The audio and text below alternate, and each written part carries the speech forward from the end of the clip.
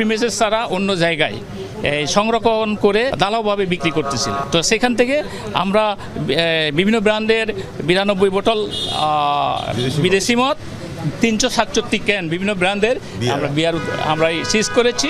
ওরা ওখান থেকে আমরা যখন রেড দিই সাথে সাথে অনেক মানুষ ছিল, তো আমরা ওখানে ঢোকার সাথে সাথে তারা এসকেপ করে চলে গেছে। আপাতত 4 জনকে আটক করেছি, আরও এটার সাথে সংশ্লিষ্ট থাকতে পারে, যদি থাকে অবশ্যই তাদেরকে আমরা তদন্ত সাপেক্ষে আইনের ব্যবস্থা নেব।